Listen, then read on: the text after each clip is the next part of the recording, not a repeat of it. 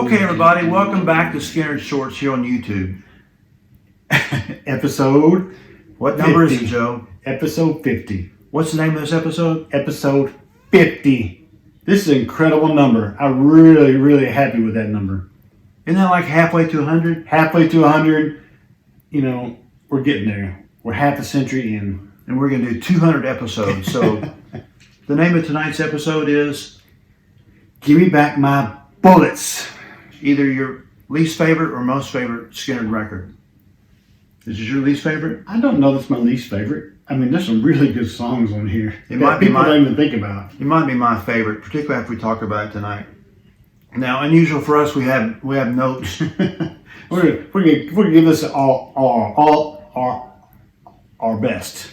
Yeah, we've really researched this and studied it, so we're halfway smart. Halfway.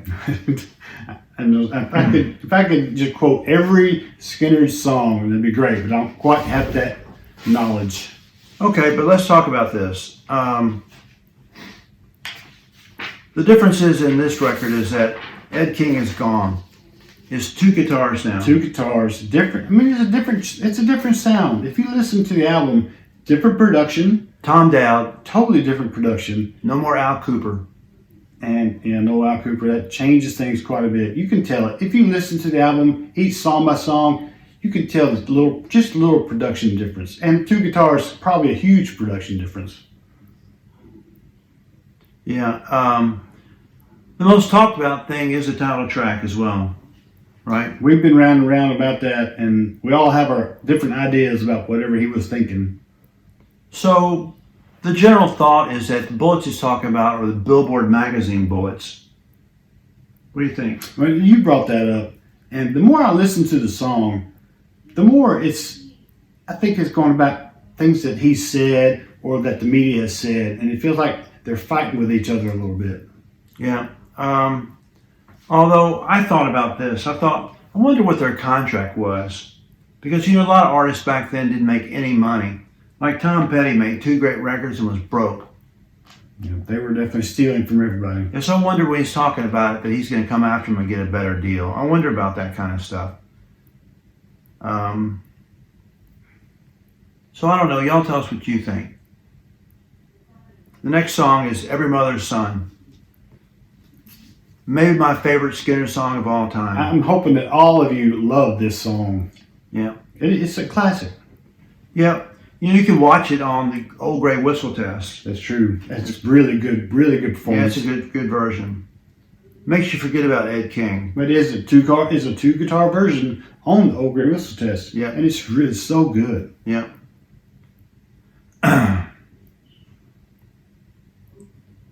Yeah, Every Mother's Son, great song. Great message, I think. We talk about writing his message songs. This is one of them. Next song is Trust. What do you think, Joe? Trust is pretty heavy duty. I mean, you're talking about, you trust your woman or you trust your best friend, and either one of them can stab you in the back. He says, no, you don't trust anyone. It's DTA. Don't trust anybody. So why is that? Is that like cocaine paranoia? I don't know.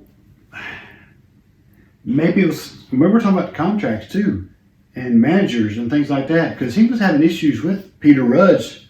Was he having issues with his wife? Could have been.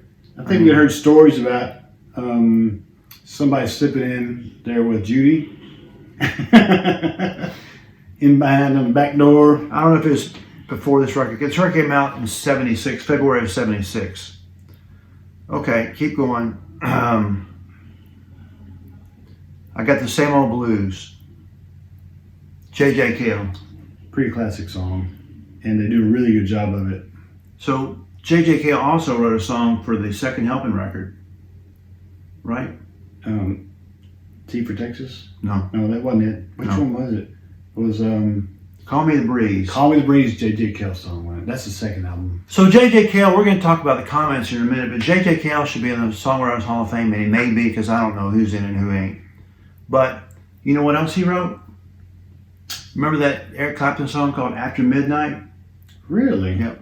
Plus he wrote Cocaine for Eric Clapton. So J.J. Cale, we don't really know what he's pretty deep. Big songs, right? Yeah. Great writer.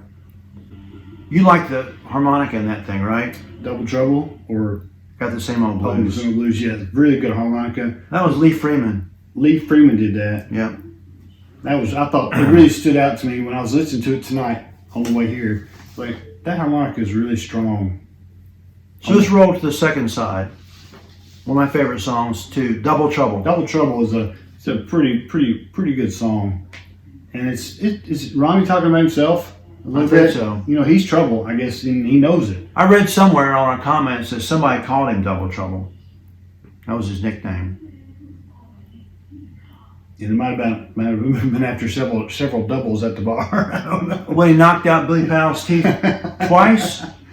Poor Billy Powell. Punching bag. Yeah. Great drumming on that song. Let's talk about Roll Gypsy Roll. That's an interesting song. The most interesting thing is when he talks about where all his money went. Up his nose. Up his nose.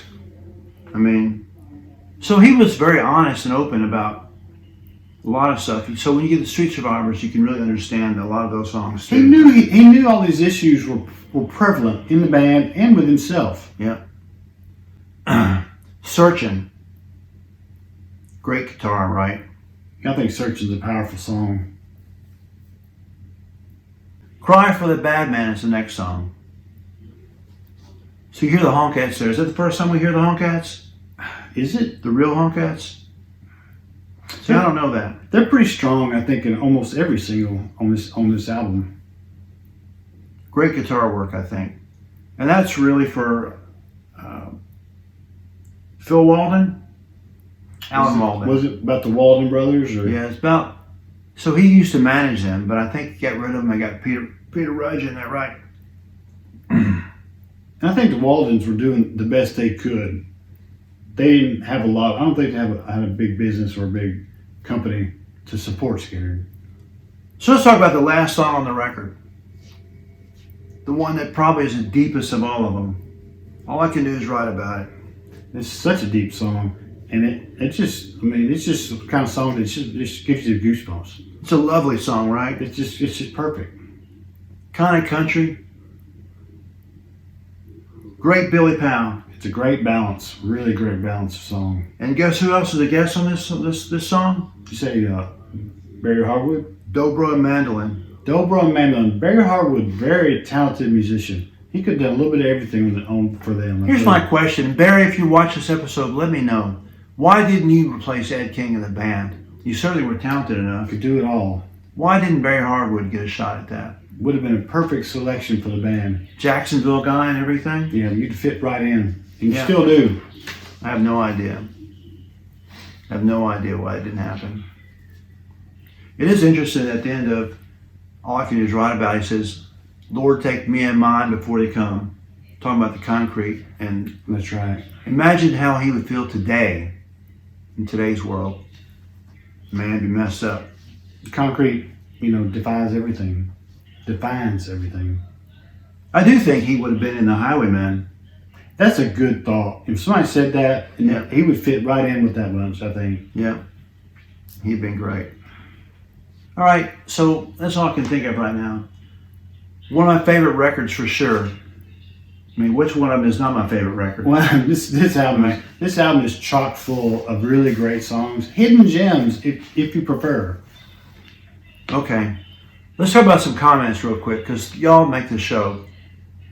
I'll do one, then you do one, Joe. Hagman3926. Love Warren Zevon. You're a smart man. We are the Zevon crew. Smart man.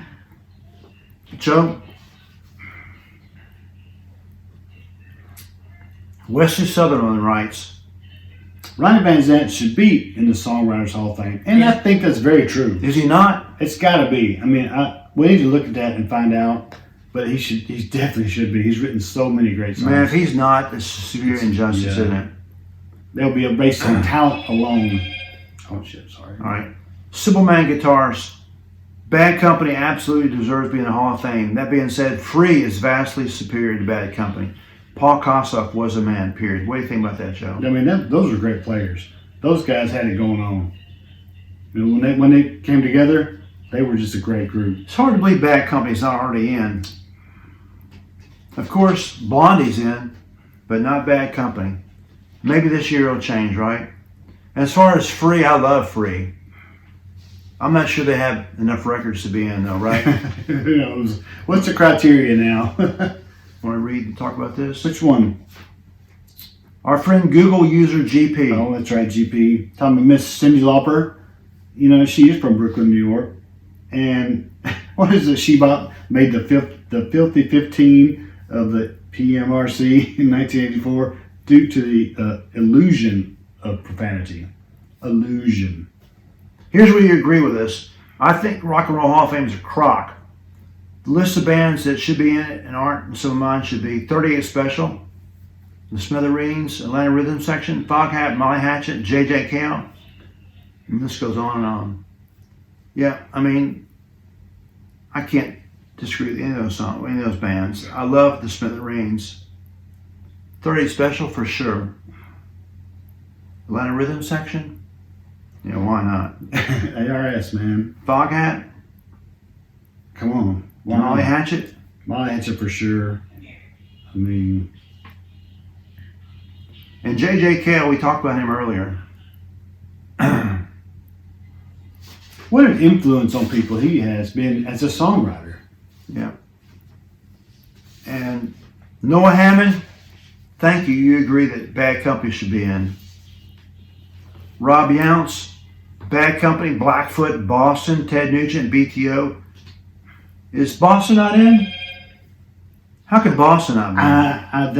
That conflicts. I'm not sure about that. I think everybody's calling for it, but Really? I think I don't know if they've been even on the ticket before or not. Wow.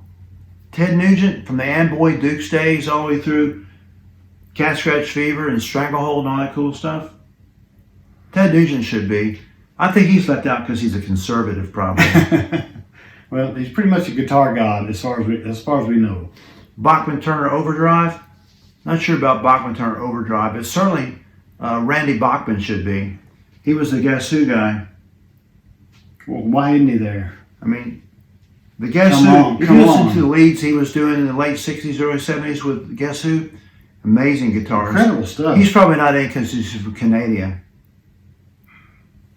All right, Joe, Simple Man Guitars straightens us out. How about Chris Cornell? Yeah, Chris Cornell, Soundgarden, really a favorite. I'm not sure. I didn't catch up with the Chris Cornell. I was a little off in the last episode. But Chris Cornell was an amazing songwriter and player and a singer and sorely missed. Soundgarden, definitely a top-notch band that should be considered, you know, even greater than Rock and Roll Hall of Fame material. Yeah, Black Hole Sun, my favorite. Black Hole Sun, yeah, we had a lot of fun with that song. That was my day, and really, I really loved it. I loved his stuff. Jerry Cantrell, we got in the wrong band, but he's great. I love Jerry Jerry Cantrell. Cantrell is no slouch, that's for sure.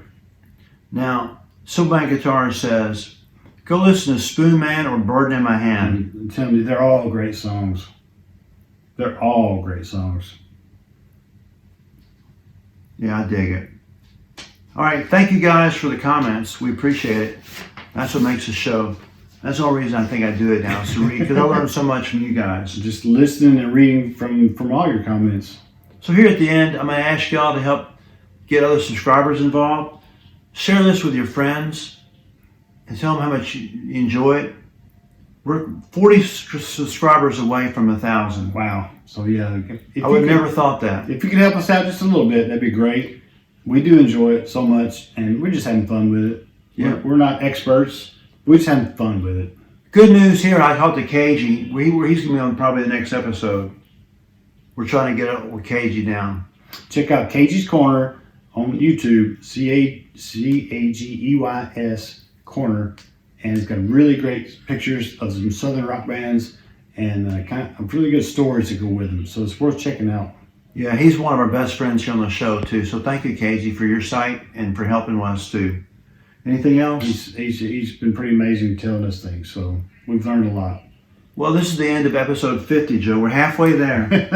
It's been a lot of fun, and we're going to keep on going. Yeah, keep on going. So again, thank y'all very much, and we'll see you next time here on Skinner Shorts. We're going to keep on skinning and rolling. All right, thank you.